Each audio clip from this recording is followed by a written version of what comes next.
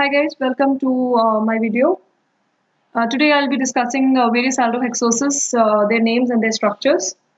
Now as you know, aldohexoses is a term that stands for aldose sugars, which are made up of 6 carbon atoms, that is the carbon skeleton is made up of 6 carbons. So I'll be giving you some ways of remembering their names as well as their structures. Now let's take a look at some of the common aldohexoses which are not so common for you because at this stage you mostly study about glucose, in some cases mannose and galactose. Now if you look at the names of the others, they are not very common, but there's no harm in knowing their structure in case you come across them in some question. Usually questions on this are common at the JEE advanced level. So let's just take a look at these various aldohexoses. Now I'll be discussing their structure only in the D form, though they do exist in the L form as well. And all of these will be a combination of both dextro as well as levo. So we don't have to worry much about that. Our concern is only with drawing the correct structure. The various aldohexoses I'll be discussing are allose, altrose, glucose, mannose, gulose, idose, galactose, and talose. Now, a very important question arises: how to remember the names of each of these? In order to make it a little easy for you, there is a statement which contains a set of words. These words are arranged in a way so that you can remember the names of these sugars easily. This is something that we call as a mnemonic. Let's take a look at that. The statement that I'm talking about: all altruists gladly make gum in gallon tanks. Now, the statement might appear to be funny, but it is definitely very useful for you. Let's see how this statement corresponds to the names of our sugars.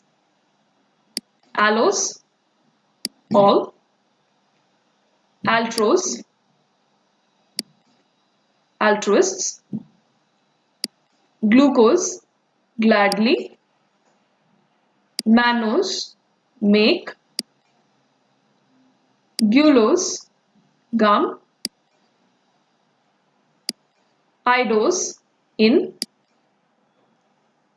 galactose, gallon, and finally talose, in tanks. You see the connection between the two things? So once again, the statement is all altruists gladly make gum in gallon tanks. Now if you arrange these sugars in exactly the same order, even drawing the structure is not going to be difficult for you. Let's look at how we draw the structure of each of these. Now for your convenience, I have drawn 6 carbon chains over here, which are 8 in number for each of the sugars. Now you know the basic structure of glucose. I have drawn exactly the same thing. The only difference will be in the arrangement of H and OH. Since all of these are aldose sugars, they are all going to have a CHO at their top and a CH2OH at the bottom.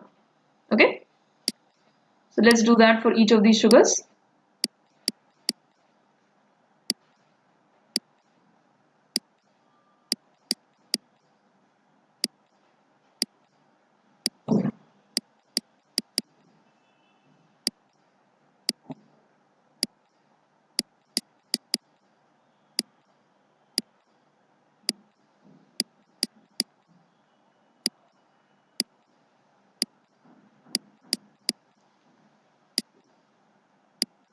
There it is. Now we'll be following a pattern. If you just keep this pattern in mind, it will not be difficult for you to remember the structures of each of these sugars. Okay, now remember that all of them are isomers of each other. Now whenever we start drawing the structure of any of these, we are going to start with the hydrogen on the left and the OH on the right. So basically the first structure will always have the hydrogen on the left and the OH on the right. And that's how our pattern begins. So this is C2 at which I have drawn HOH.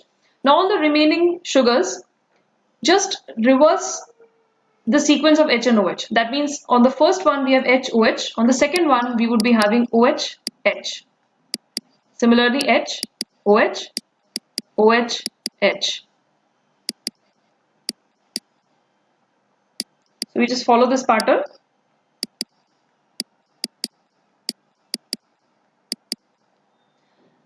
Now comes the second carbon after that, which is actually the third carbon in the structure.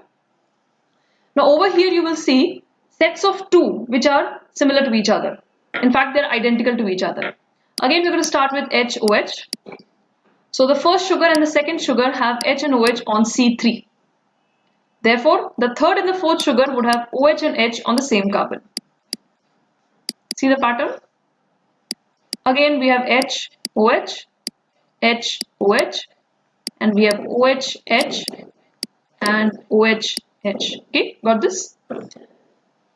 Now let's take a look at the third carbon after the CHO, which means it is a C4 that I'm talking about. Okay. Now here again, as our pattern is, we start with HOH once again.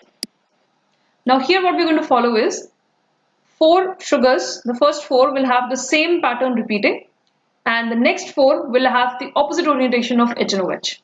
That means the first 4 have H, OH on C4, whereas the next 4 have the opposite orientation.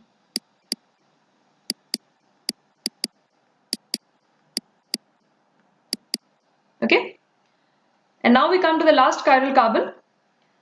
In fact, this is the carbon which is known as this is the carbon which tells us whether the sugar is D or L. Okay, now here again we are going to follow a simple pattern. We are going to start with H and OH. Now what happens in the rest of the sugars? All of them have the same orientation, so you really don't need to do anything much.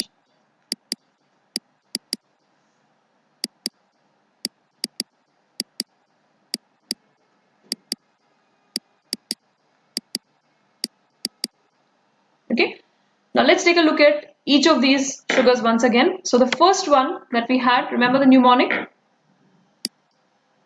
Allose. In allose, all the hydrogens are on the same side and all the OH groups are on the same side. Second one that we had was altrose. See the orientation of H and OH? The next one, most important, glucose. The structure of this you must know. If you know the open chain structure, you can easily draw the Haworth projection. Next one, mannose. Glucose and mannose are epimers of one another. They differ only at one carbon. See this difference? Rest of the orientation of H and OH is the same. The next one, according to a mnemonic, is gulose. Then we have idose, galactose. Glucose and galactose are also epimers of one another. I think you can identify the carbon at which the epimerization is taking place. So if you just examine the structure carefully, it is C4 at which epimerization is happening. And finally we have talose. Okay, I hope you guys understood how we can draw the structure. Just follow the pattern. Let's just take a look at these structures once again. So on C2, we have H and OH reversing on each of the structures. At C3, we have 2 sets which are repeating, HOH, HOH on the first 2 and OHH, OHH on the next 2, and so on. On C4, we have the first 4 sugars having HOH orientation and the next 4 sugars having OHH orientation. And finally on C5, which is the last chiral carbon, we only have one pattern repeating itself, that is HOH. Allose has all the H's on the left and all the OH on the right. Hope you guys enjoyed this. Happy learning.